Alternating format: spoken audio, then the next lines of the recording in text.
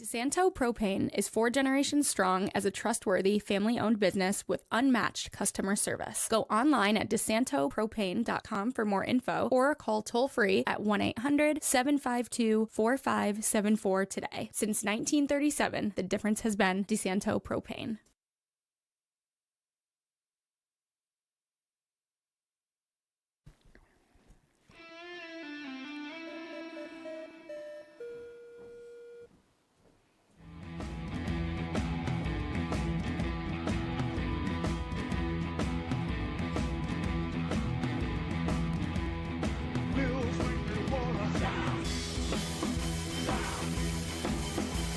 Hello, everybody. Welcome in to Victory Monday once again here on Bills Weekly, here on FingerLakes1.com. Paul Russo, Jim Senecropi, Kyle Evans here with you.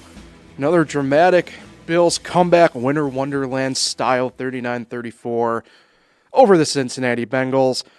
There's a lot to get to. We'll see how much of this we can really dive into because the weather yesterday was classic, I guess, Lake Erie shenanigans, as I would put it. But all that, more. We got a big game, obviously, on deck with the Patriots this upcoming weekend to preview, so plenty to dive into. But first, thank a couple more of our sponsors, including Auburn Auto Group. When it comes to selection and service after the sale, Auburn Auto Group has been the premier destination for new and used car buyers for close to 40 years. Among the brands offered on Route 5 in Auburn include Chevrolet, GMC, Chrysler, Dodge, Jeep, Ram, Honda, Toyota, and Subaru.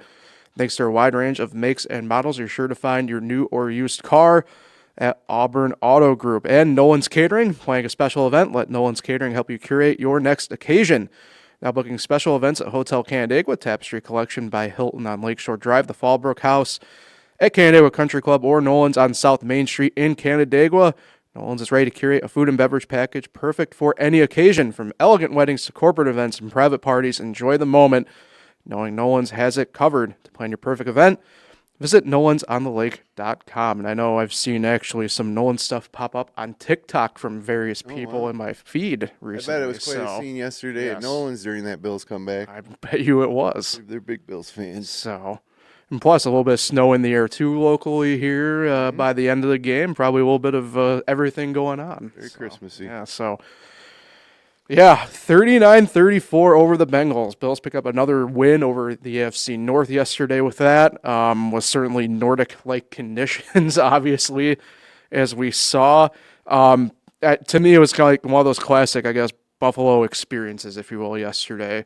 Snow coming down, Bills leading the charge late. Josh Allen rushing for 80 yards. Yeah, I mean, Josh Allen was able to be unleashed a little bit yesterday, kind of like made his own personal outdoor playground with that. Just look, there's stuff we can get into, but at the end of the day, with everything the way it kind of played out, made you feel a little bit better that the Bills were able to get another comeback, get another win, head into this weekend with the Patriots with a little bit of momentum built now. Yeah, I mean, Joe Burrow had been 3-0 as a starter this year. He'd won 8 straight consecutive starts dating back to last year. You know, T. Higgins was back. You just felt like, man, going into this game, this is not a good recipe. But then you saw the snow come, and for whatever reason, Josh Allen is a different kind of player in the snow. We saw last year against the 49ers. Mm-hmm. He caught that receiving touchdown from Amari Cooper. Mm-hmm. And they play the most fun games in the snow a couple years ago against the Dolphins. So I started to lean towards, I think the Bills can pull this out. But then, late in that game... It wasn't so fun, 2 scores down in the beginning, you know? I mean, 21 points in 4 minutes and 30 seconds. That's almost unheard of nowadays. Yeah. Or at any point, Unless you're the Bills, who seem to do it like every 3rd or 4th week. Yeah, and it's their second comeback when down 10 or more points in the 4th quarter. You know, week 1 against Baltimore, of course. And that has only happened 3 times in team history. So we're seeing history every week, like we always do with Josh Allen, on top of what they're doing, you know, team-wise. And then we're seeing guys make plays again that, you know, Christian Benford, not everyone around the league knows who that is, but Bills fans do, of course. And it just seems like they always make the biggest defensive play in the biggest of moments to steal wins. The Bills could have way more than, 4 losses. Sure. You could make more of a argument that they should have more losses than more wins. Yeah. They didn't, blow a lot of games. They snatched a few out of the jaws of just feet. Yeah. It's it's crazy. Even the Chiefs game a few weeks ago, they had to hold on. It was only a 7-point game. Yeah. So their wins, I mean, again, the defense, gets the timely stop, even though they were so bad again in the first half. 21 points allowed. Yeah, A lot of yards. Yeah, that kind of goes back to what I said a little bit to kind of tee it up. Like, I don't know how much of this we can really properly really dissect given the weather. I know how me and you discussed off air, just noticing a lot of people were struggling for traction on both sides of the ball. Just one of those things where I think that's why a lot of the it's receivers tough. were open early. Like Yeah. Burrow was just picking them off with these short, quick hitters, slants, outs, whatever it is, and the Bills defenders kind of had to play off them so they wouldn't get beat deep, I suppose. But at the other side of the ball, like the Bills weren't capitalizing on those types of plays. No. They looked inept for most of that game. Yeah, I mean, I can even think in the first half, I think it was maybe second quarter, Josh went to go throw to Ty Johnson down the sideline, and he just overthrew him or threw it way out in front of him, and he just didn't look right. And then they went for that fourth down. I want to bring up the fourth downs, of course. I think Sean McDermott was the most aggressive we've seen him in a while. The fourth downs, I mean, at the end of the game too, I thought they should have went up 7, kicked the field goal. It was a short field goal with Matt Prater. He said, no, let's be aggressive and go win the game. And, Jackson Hawes basically with the game winner. But yeah, fourth down, I think they're 3 for 4. The only time they didn't get it was earlier in the game. I think Sean McDermott, if he wasn't that aggressive, they weren't winning this game. The fourth downs were huge. It led to the Shakir touchdown. Another play in the first half, I'm drawing a blank, but yeah, they wouldn't have won this game if they didn't go for the fourth downs they were going for. Yeah, I know. I guess I got to agree with that. I think it helped too that the fact that it is tough to even punt the ball in that type of weather. I think it kind of opens you up to be able to do that a little bit. You know what I mean? Well, the field goal one was one that I agree. I wanted them to kick it field goal and go up 7. Yeah. You got the momentum. Even if it goes into overtime, you're probably still at an advantage. Even though Josh Allen has never won an overtime game. Can you believe that? Really? I didn't know Winless. I believe it's 0 for 4, 0 for 5. Oh, well, then maybe that played into McDermott. But I can't believe, I mean, to me, that would be the next overtime game they get in, the Bills will win. Law of averages. True. Maybe it'll be in the AFC Championship game. I think I can speak for a lot of people and hope that's not the case in that sense. But yeah, I don't think anybody wants the pressure of overtime to send you to a Super Bowl potentially. But yeah, I did want to bring him up anyway. But Christian Benford, back-to-back weeks. Obviously, last week I don't know if he's necessarily the catalyst on that play with Joey Bosa, but back-to-back weeks, he's part of the play to really shift the tide of momentum within the game. Both times house calls of different varieties. Last week, scoop and score. This week, tip interception on Burrow. Apparently, he's faster than Jamar Chase, too. Yeah. Because I thought that Chase was easily going to catch him, and I think Jamar Chase kind of laid off a little bit and just gave up. Yeah, definitely if you watch the play over and over again, even the All-22 film, the overhead shot, doesn't look like he's flying as fast as he can. Right. And Christian Benford, of course, is fast, but I think if that was Maxwell Harrison running, I mean, he's even faster. Yep. And then I could see, okay, maybe Jamar can't catch him because Harrison kept up with Worthy a few weeks ago. Or maybe, even saying, Chase and seeing that's Harrison gives up because he knows he can't catch him. But he had to feel like he could run down Benford, in a 60-yard dash. Yeah. So I don't agree with the hustle because he could have saved the game for his team. I mean, there's no guarantee the Bills go and score. I mean, they could have turned the ball over. They could have. They did it. They did it before yesterday in the red zone. A couple crazy things with the fumble near the pylon that ended up putting it on the 2, and then the resulting turnover after that. Mm-hmm. Kind of a little bit sloppy, I think. But I don't know, man. In this NFL, they got the win. That's the only thing that matters. And now they're in such a great position, with a huge game coming up next Sunday. And in the beginning of the season, we're like, oh, can the Bills beat the Chiefs in the playoffs? Can the Bills overcome the Ravens in the playoffs? Well, no, they're going to be going against, if things continue to progress this way, they're going to be going against Bo Nix in his first playoff start, or did they second? A loss though last year. And then Drake May in his first, playoffs. Like the Bills got all the playoff experience as opposed to Denver and New England, and to a lesser extent Jacksonville, who are the top three, and then Pittsburgh. Those are the 4 teams ahead of the Bills in the seeding for the playoffs right now if it were to end today. So while this Bills team doesn't seem to instill the confidence that some of the Bills teams in the past several years have, where you feel like, oh, they're team of destiny, they're going to make it, they're the better team. It's the usual suspects aren't in their way. Yeah, big time. Generational hate watch last night, as I will be calling it. So What's that? Oh, just the Chiefs just completely derailing last night. No, it was great. Like- It was great.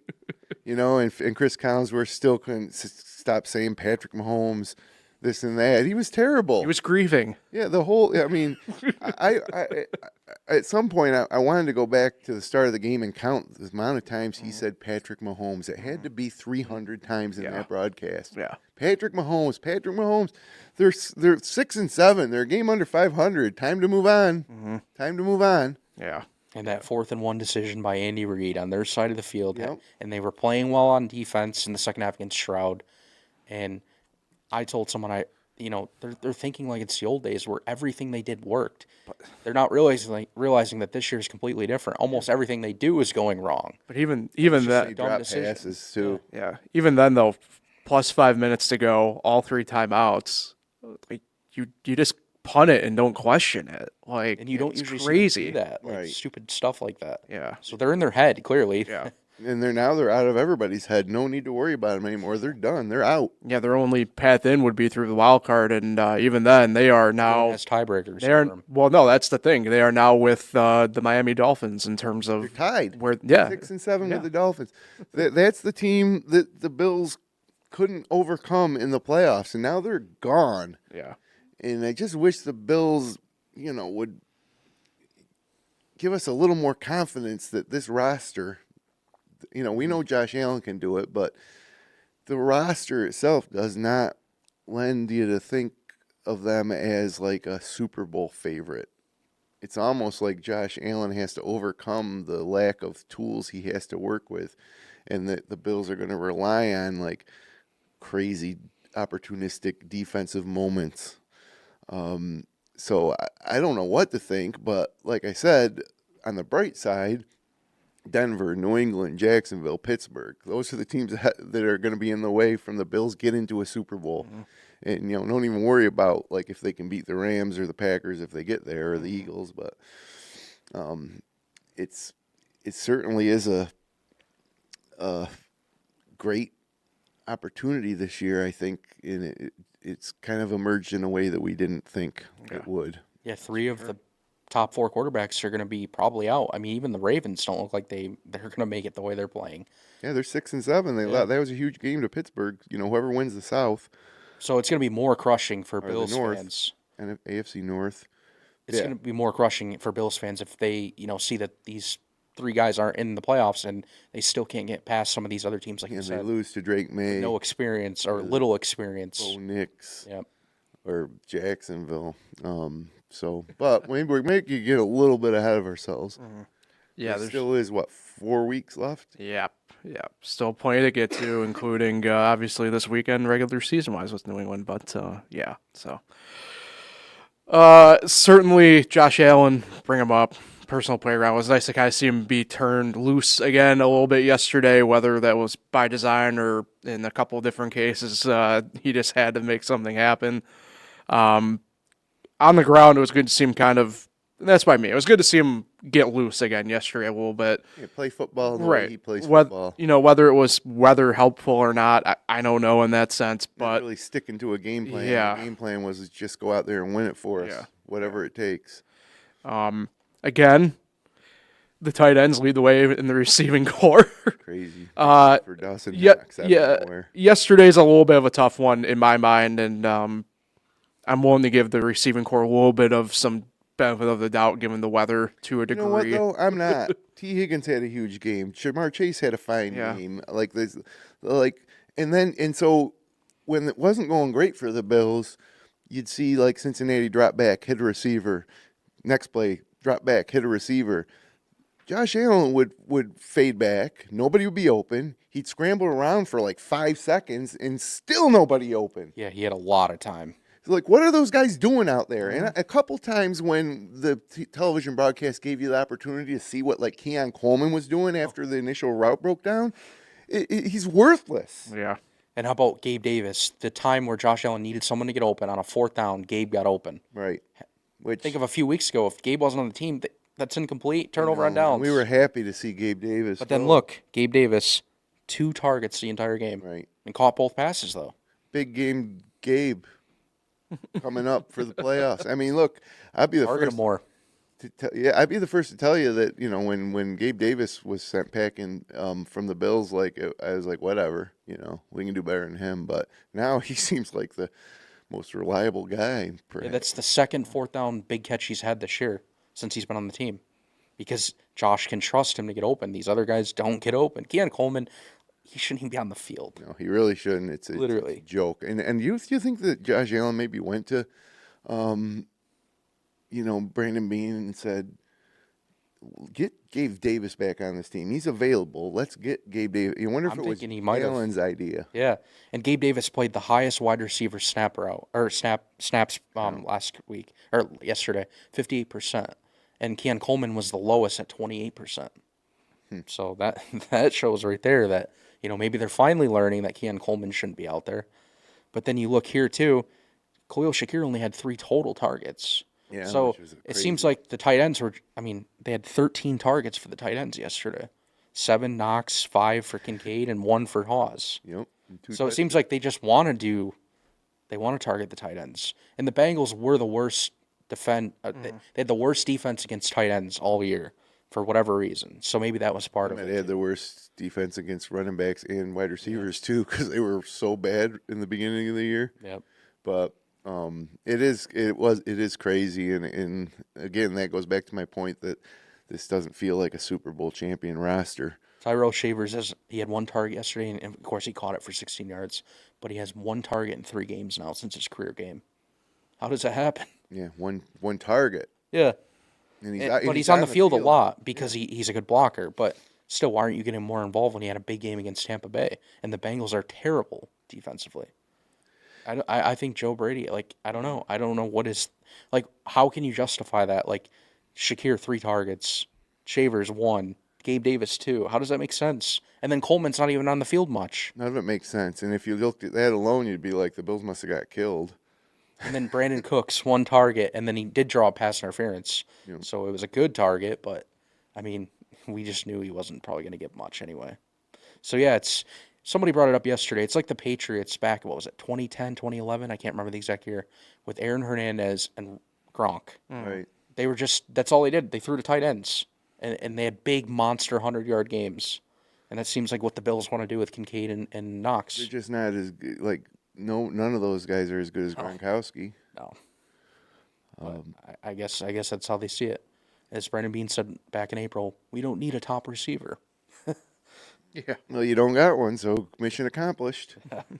Wonder how he's feeling right now. Yeah, I beg to differ with that statement, how you don't need a top receiver, but I mean, it's just me. It's going to be put on display next week when, you don't think Stephon Diggs coming off a bye week is going to want to have, like, the game of his career against the Bills. Like, this, to me, this is the true test. If the Bills go in and lose, at New England, and it's not a close game, I'm going to just lose all confidence in this team's ability to get to a Super Bowl.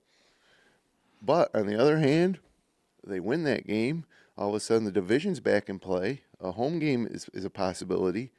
And even if that doesn't materialize that way, you still say, okay, we just won on the road against a team that's going to be seated higher than us. And you might have to go back on the road to New England in the playoffs. So I don't know. It's the craziest Bills season in a long time, in my opinion. And not only Bills season, but NFL season. Yeah. I mean, you just can't understand some of the stuff that's happening.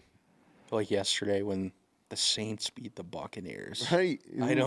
We have a game like that every week where the team has no business beating the other team, and then they do. And then the way they do it. That guy, the quarterback has 2 rushing touchdowns Tyler Shuck is his name. Oh my God, who's that? Louisville. Like, I don't know. It's wild, but I guess it does make it very entertaining. You don't want to watch a game where you already know the outcome, Right. or it's a blowout. You want like craziness, and we're getting that. Except if it's your a own good team. product. I mean, but then you see now there's a lot of the crowd who thinks the NFL is rigged. Yeah. Hard to argue against that when you see what happened at the end of that Raiders Denver game yesterday. Yeah. To cover the spread, a call to stop the clock, and then for some reason Pete Carroll decides to kick a field goal when they're down 10 and the game's over. Like, for why? Just to cover the spread? Well, I think the logic there was he was banking on the kick going through quicker and having still time on the clock. What, 1 second? I mean, I don't know. I don't think 74-year-old Pete Carroll was part of a conspiracy. No, I'm against all that talk, but when you see something like that, it's inexplicable to me. Even like the officials, like stopping the clock for that penalty, delay a game. I mean, come on, the game's over. Like, if the clock just runs out and everybody walks off the field. Yeah, I'm starting to think after watching it they wouldn't have gotten that snap off because no one was set. Even if the guy didn't lay on top of him for that extra couple seconds. No, the game was they had like 6 seconds. That guy got tackled with the ball, the game was over. Yeah. Like, and everybody walks off, shakes hands, and that's it. But no, the officials stopped it. It is weird. I wish it would have gotten blocked so we didn't really have to have everyone think the NFL is rigged. Yeah. I mean, I don't think the NFL is necessarily rigged, but there's so much money on the line in these things, and it just I don't know how it could be. Like, because you need to involve so many different people. So that's my big argument against the NFL getting rigged. There just would have to be too many people in on this. And the thing is, you can't stop it totally. Like, they can just have their family members bet. Like, literally, like, be like, hey, here's some money. Go bet on this. This is going to happen. I'm going to do this today. Well, you saw here's some money for it. The Buffalo college team. Yeah. I mean, that's crazy. Yeah. He had a touchdown. He just randomly ran out of bounds. Well, come to find out, he bet against his team. Yeah. So, yeah, it's impossible to stop betting from major players. I mean, they can literally hand their money to their family members. Well, it's not so much correct, but that's not for me. It's more the issue of presented by DraftKings everywhere. And, sure. I don't doubt that might happen. Clearly it has happened and has happened and everything like that. But, instead of it just being the Hill family or the Lucchese family or whatever family, it's literally the company's right at the door and presenting whatever. Like, so gambling in sports, Pete Rose was banned for life, and now fast forward, 30 years, and it's like, get this anytime touchdown parlay on DraftKings for a profit boost. Every commercial break. Yeah. It is what it is. All right, let's get it is what it is. Let's get back on track here a little bit. I did want to bring up so through the chaos of the week that was and the game that was this past weekend, kind of got forgotten about. Darius Slay gets claimed by Buffalo after getting waived, decides not to report, wants to take time, kind of comes out that he's not thrilled with the weather.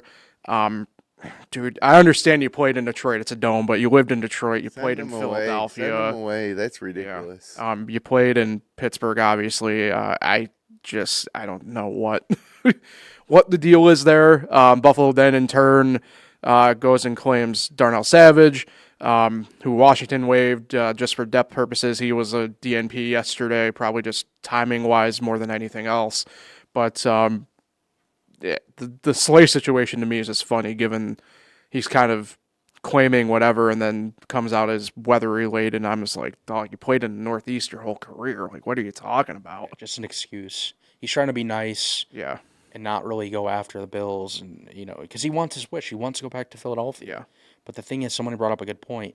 You can't let this guy just get released. Yeah. Because if this happens, veteran players are going to start doing this in the future, and it's basically going to become free agency in December. Well, you can't just let them go where they want to go. Right. I mean, we saw it a little bit the week prior with Thielen.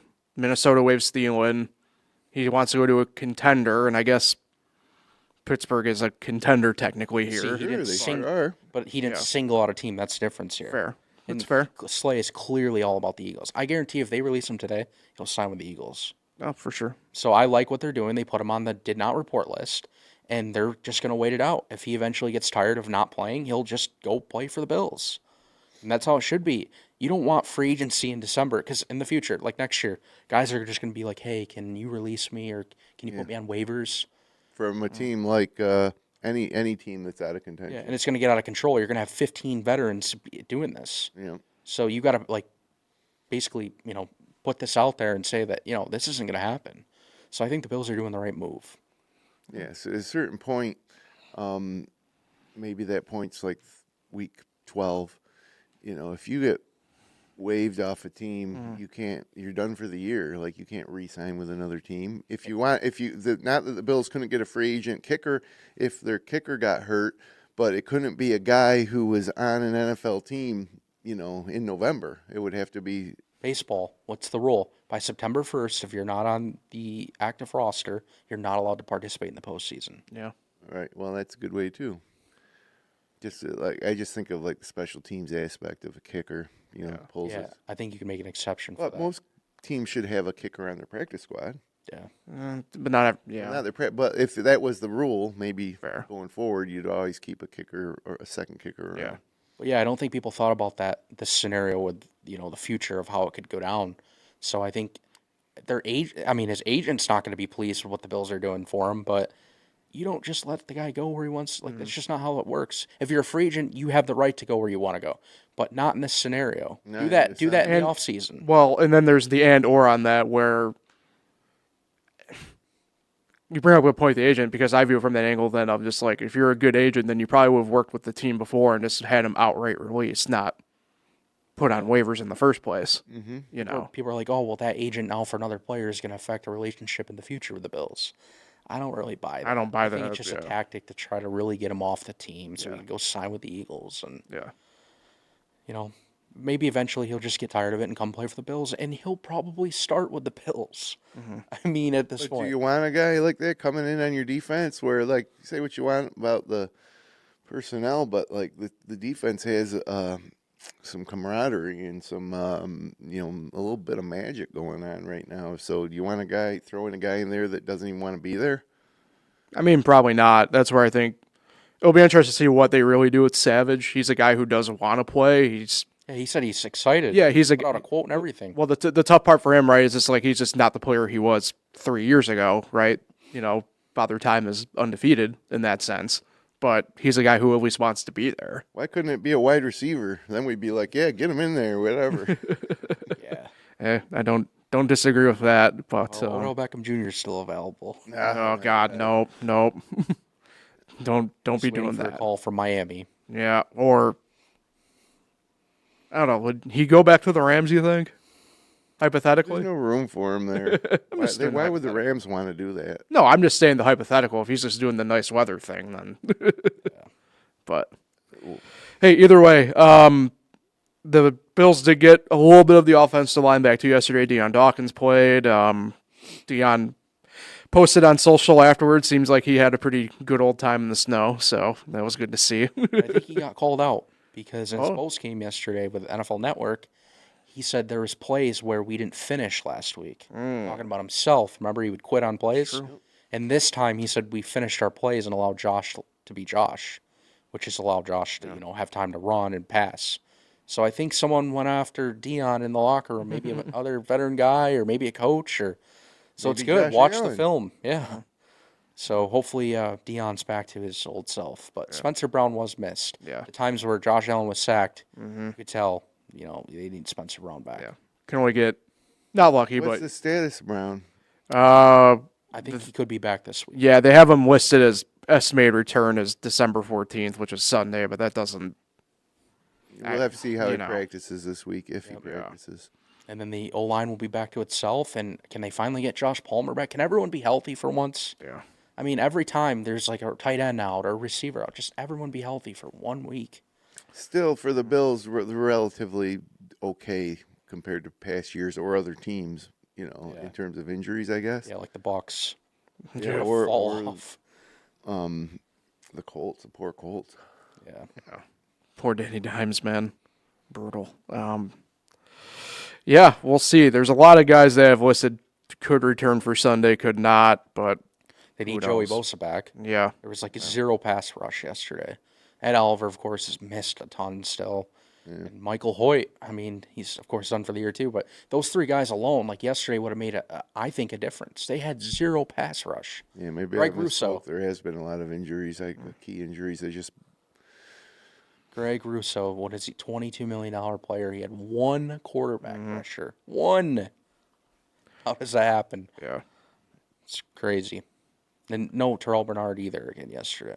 So, all things considered, I think with the names they have and what they do every week, especially in the second half, I mean, you want them to be better, but at the end of the day, I think they're really trying to give it all they can with what they have. Oh my yeah, it's a roster team. problem. It's an easy team to get behind, right? But that's why I say it. Like I believe in this team. I believe they can get to a Super Bowl.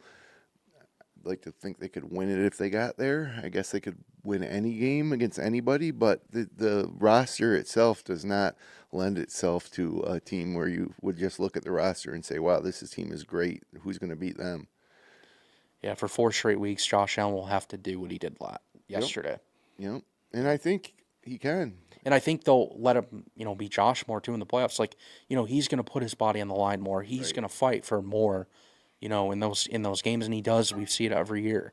So maybe that's encouraging too. But yeah, I mean, I agree. You don't see star names, on the defense. Jordan Poyers, believe it or not, people put out more clips this morning too. The film guys that break down stuff.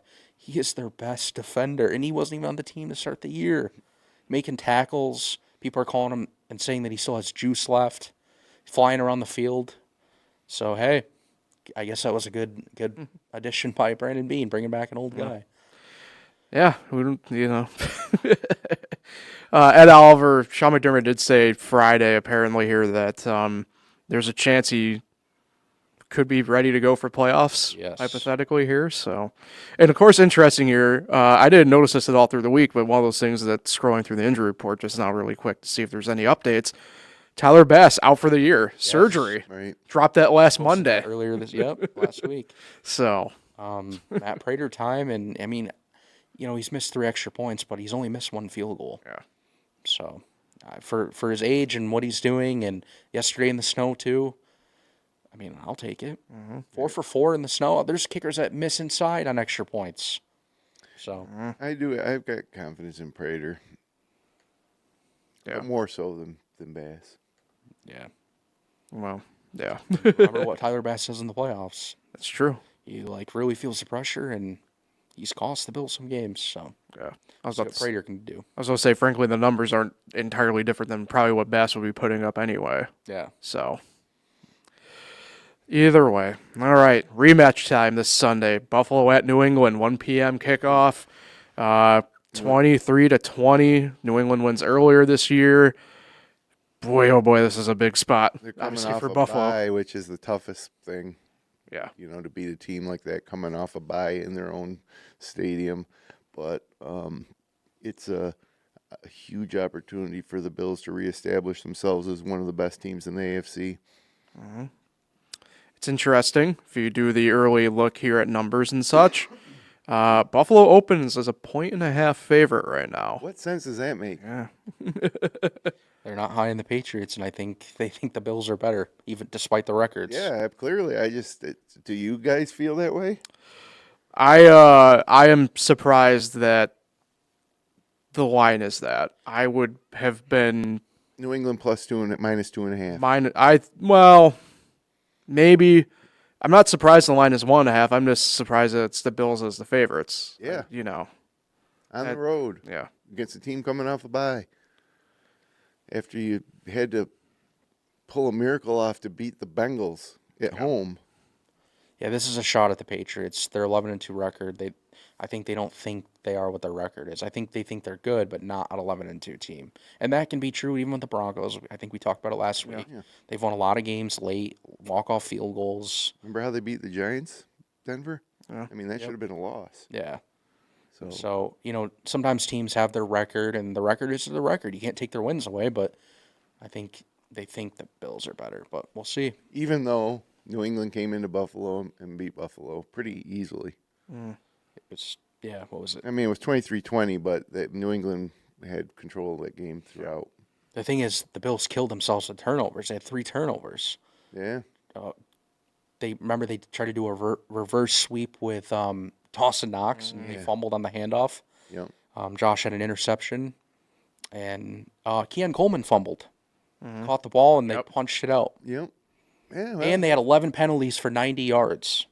So they really killed themselves in that game. I guess if you put all that together, then, maybe the Bills, if they play a cleaner football game. Yep. But if you look at teams coming off a bye in the NFL, I mean, it's at least 3 points on the spread. I mean, if you just watch what's happened. So I don't know why nobody's accounting for that. I think it's horrible luck for the Bills to have to play this game after New England's coming off all that rest. Yeah, I mean, the numbers prove it, obviously. It's interesting because there are some stuff here numbers-wise that maybe I don't put Buffalo as like a favorite in that sense, right? But like maybe it is closer than we kind of think. Yeah. Like the running game probably do have to give the edge to the Bills a little bit here. Yes. Passing game, sure, I think New England definitely does have the edge, but Diggs is their leading receiver. He only has 120 more yards than Shakir, the leading receiver for the Bills. It's not by an overwhelming margin. Mind you, a couple other weapons in New England than the Bills have, right? Mac Hollins, Hunter Henry, Kayshon Boutte. Yep. So, there's probably more of a distribution element there than anything else. Henry, we probably got the edge in tight ends. Henry's pretty good. Yeah, Henry's great. But healthy Kincaid, then Haas has been a nice surprise. But I think maybe numerically we just maybe aren't giving the credit of how closer it is than how we feel and perceive it. Who's a better coach? Well, I think we know my answer, unfortunately. I mean, I think Vrabel's one of the better coaches in the NFL. If I was to start my franchise and I had a list of any coach to take, he would be near the top of the list. Yeah. And sadly, as much as I am fond of McDermott, I don't think he'd be in my top 5. No. Maybe not even top 10. Yeah. I especially in this head-to-head, I give the edge to Vrabel by a pretty good with a whole week good off. margin, I would say. Yeah. It kind of sucks saying it that way, but it's hard not to ignore certain things. So let's talk about this from the divisional standpoint. Yeah. The Bills can pull within one game. Mm-hmm. And if we beat New England at New England, I'm not sure what the tiebreaker would end up being. If I can look it up quick. But, who does New England have left? I know the Bills, we go at Cleveland, then Philadelphia at home, and the Jets at home. Patriots have the Ravens next week at Baltimore. And then they're at the Jets, and then they're home against the Dolphins. But the Dolphins, surprisingly, are playing well. Yeah, just ask the Bills. And because of how stupid the NFL is this year, that's no guaranteed win for the Patriots. Right. So neither are the Jets, even though, I mean, the Jets are... That was shocking yesterday. I mean, they were down to their, 8th-string quarterback or whatever, whoever that guy was in there. Brady Cook? Yeah, something like that. Yeah, unfortunately right now, just the way everything is, at least on the expanded thing here on ESPN, they just don't have a tiebreak scenario for New England to Buffalo at the moment. The Patriots would win the division if they finish with the same records because they have a better divisional record. Gotcha. As long as the Patriots do beat the Jets and Dolphins. Right. If they were to lose one of those games and they finish tied, the Bills could somehow steal the division. Or who's the third game they got? At Baltimore? That's not a divisional game, but if the Bills win out, which it would include a win over New England, and then the New England won out except for the Ravens, they lost to the Ravens, then the Bills would win the division too, right? They would have one better. Have one less loss. Yeah. Actually, no, that's wrong. If the Bills beat New England, or if New England loses 2 more games, including the game this week to the Bills, that would be 4 losses for them, and the Bills would, if they won out, would end up with 4 losses. So they both have 4 losses. Yeah, 13-4. But the problem is, Yeah, the Patriots are 3-0 in division, and the Bills are 2-2, so they already have two They have to divisional lose losses. to the Dolphins or the Jets. Yeah, The to get the 2. Baltimore win wouldn't matter. Yep. So the Patriots have to lose 2 games no matter what, and one of them has to be against an AFC East opponent, which is the final 2 games. So yeah, you don't like your chances, but Crazy things can happen too. Like you can't like just assume a win against the Jets, or you can't assume that Drake May next week against the Bills doesn't pull his hamstring or tear his Achilles. And to kind of follow that up, now does this happen? I doubt it, but like New England loses 4 straight, Buffalo wins 4 straight. That's an outright flip anyway. Like, you just who knows? Anything's possible. Right. Teams get hot and cold, and Right. It's just. And a Bills win at New England could be the catalyst to like throw their supposed dream season they're having, off kilter. Yeah. I mean, how many have they won in a row now? 10. Yeah, I mean, the Bears had won 9 or 10 in a row before losing yesterday at Green Bay. Yeah. so the Broncos have also won 10, and I'm just thinking, I don't have the numbers, but when was the last time 2 teams had 10-plus game win streaks in the same NFL season? Because that's unusual. 2 teams right now are on 10-game win streaks. Yeah. So Yeah, well, like I say, things can change on a dime in the NFL. I mean, it kind of happened to the Bills earlier in the remember a season. couple seasons ago, completely different scenario and team, but the Dolphins had a 2-game division lead on the Bills, and they still had to play the Dolphins, but there was only 3 weeks left. Mm-hmm. Dolphins ended up losing their final 3 games, and the Bills won all 3 of theirs. One of them was to the Jets, too, if I remember. Yeah, I think so. Yeah, And so they it's, stole the division title, and no one thought the Bills. I think they had like a 20% chance. so it's tough to lay out the roadmap and say this is how it's going to go. That's why they play the games, and the only thing the Bills can do this week is win on the road at New England to kind of set up that scenario. Yep. And regardless of if it plays out where they're division champs, they need these wins anyways. Yeah. They haven't clinched any playoff spot yet. I think the way it is today, which of course it probably will change, but the way it's lined up today, having to go to Pittsburgh to play the Steelers on Wild Card weekend would be the best scenario for the Bills. Right. But I don't think it's going to stay the way it is right now. No. I think the 5 seed is the best thing for the Bills, and I think having Denver as the 1 is better than New England as the 1. I mean, Yep, I agree with that. And what if you somehow come back though and get the home game? well, that's what I'm you know, trying that to would be figure the out best, how it but could if they- happen. Right. It would be great. But if they're stuck with the wild card, I think the way it is right now, Just going to. I agree with that. you Yeah. do not want to have to go to Houston early. No. I don't want any part of Houston right now. Period. Denver, New England, and Pittsburgh are all bad weather locations, in January when this game will Yeah. be played. Jacksonville will be only warm weather, but I do like the Bills' chances to go down into Jacksonville and beat them. So there's no matchup here in the playoffs, even with the Bills having to go on the road, that I wouldn't sit here when we preview that week's contest and pick the Bills. Although North Florida recently in January has been. Anything could happen. And the Colts, yes, they lost Daniel Jones yesterday, though. That doesn't account for the previous weeks where they have not looked good. Yeah. But it's crazy that they were once the number 1 seed in the AFC, Yeah. They're. and now they're 8th out of a playoff spot. That's how I mean. Things can change in a dime. Well, right. That was 4 weeks ago. And it goes into a little bit too the league as a whole, but like, well, I think I'm still high on the Rams on the NFC side, but like, Sure, they looked there's- great yesterday. there's a lot of teams leaking oil in the NFL, if you will. Right. Like, Well, the top 2 teams in the NFC are the Rams and the Packers. Yeah. After that, the Eagles are suspect. They got a huge game tonight. Tampa just lost to New Orleans. and look, like the Packers, I get it was a great win for them yesterday, but like to go back on what someone we've talked about with them throughout the year overall, it's like for as much hype as we gave them at the start of the year, it still has been disappointing for them too. Yeah, Like, I mean, they haven't played 9-3 good. One second seed, Yeah. but they didn't that wasn't a convincing win at home against the Bears. No. And they've had a lot of those games. Yeah. Yep. I think they're kind of like the Bills. Everyone, because it's the Bills, they're high on them.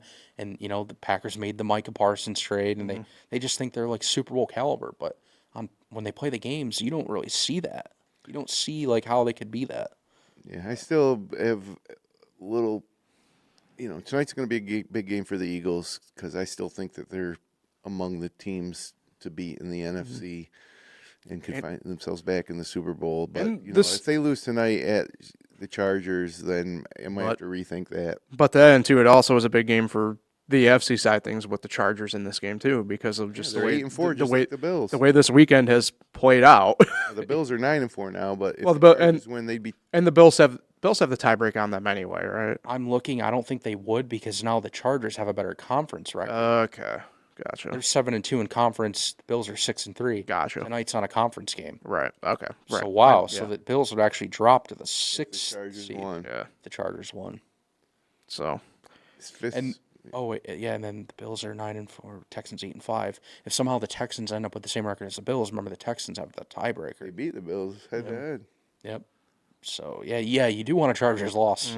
And you also want the Bills to win at a bare minimum 3 of their last 4. Yeah.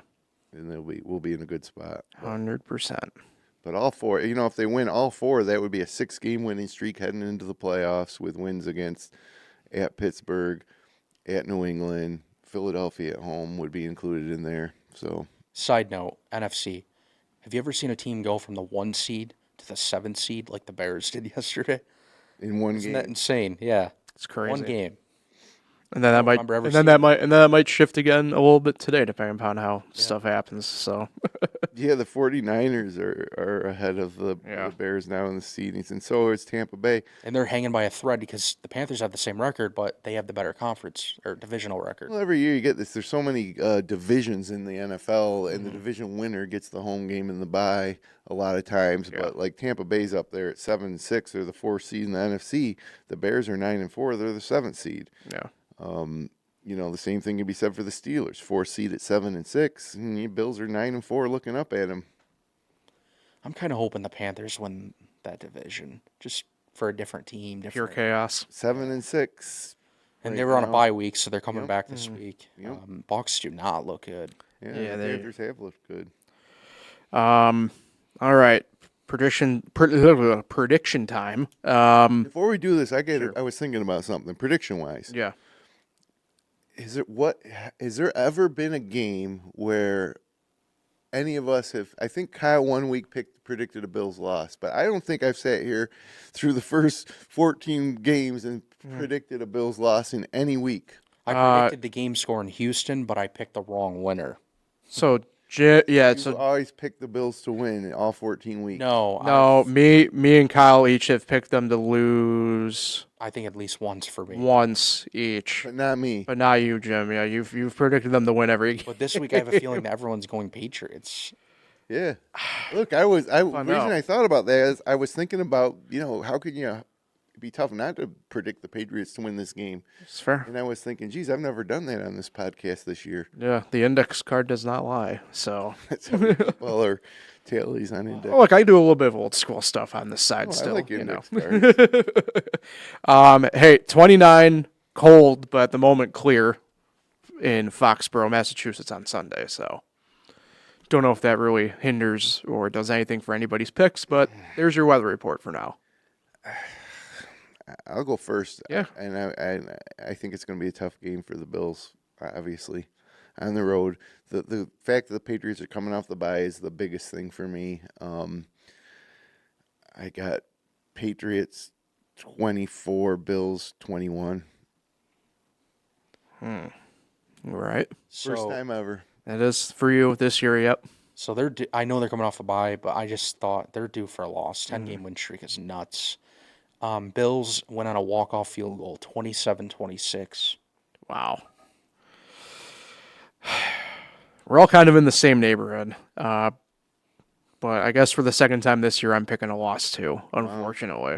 I do think, though, it's going to be tight. For the sake of getting away from everybody having the same score and everything, though, I'll say Patriots 38, Bills 35. At least give it a shootout and have some fun. Yeah. 1 o'clock start. Yep. On CBS. Yep. I wonder who's going to be doing the game. I don't know, Jim. I hope it's not Romo. Yeah, I hope it's not Romo. I really do. He drives me crazy. Oh, I don't know, Jim. I don't mind Collinsworth, except for when he does Kansas City games. Oh, no. That's Now there's a guy. Patrick Mahomes. It's a little Mahomey.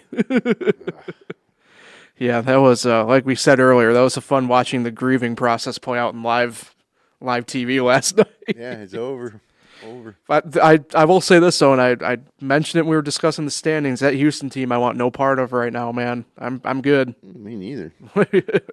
So, all right. I think that pretty much does it. I got nothing else on my end over here for Bills, and it's getting really like that. exciting. Yeah. I mean, 4 weeks. We are essentially in that home stretch run now. You know. And to me, again, the Bills fans, the Bills Mafia. It's been so long, and we've been tempted so many times with this trip back to the Super Bowl in the past few years of Josh Allen's career. And it's exciting to think that even though we're not in a dominant position, that this could be the year it happens. Yeah.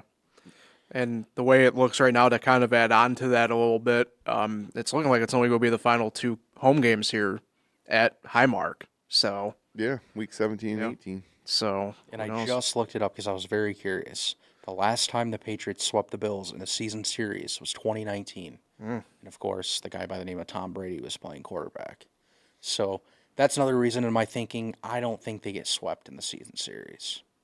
And the 10-game win streak's got to end at some point. So that's just my logic behind the pick. I'm not saying I feel great, but I think I feel good. Yeah. I'm going to go into that game. Like I said, I think that my prediction was that the Bills lose by 3. But when they kick off, I'm going to be ready to go for that one. That's going to be like that's why you watch. That's why you follow sports. Mm-hmm. And you wish, or at least I do, that it wasn't a 1:00 game. Yeah, I know. It would have been at least a 4:25 East Coast 4:00 window. Like the 4:00 window this past week was terrible. There was 3 games. Yep. But the 1:00 was crazy. Yeah.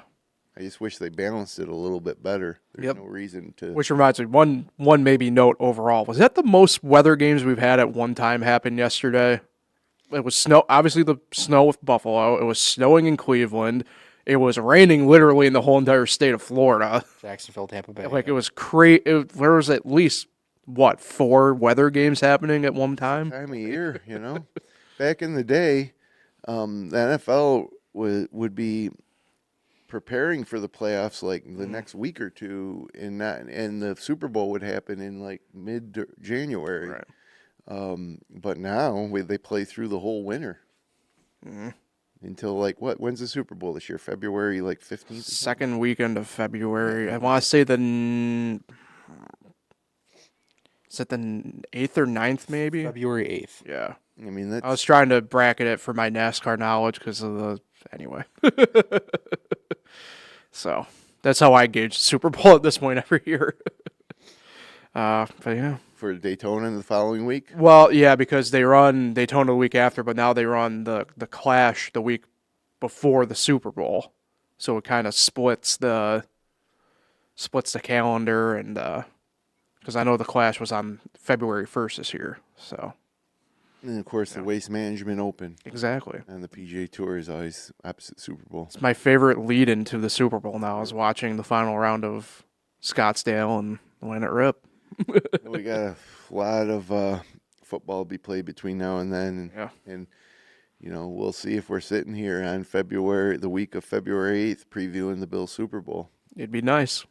That's for sure. Yeah. All right.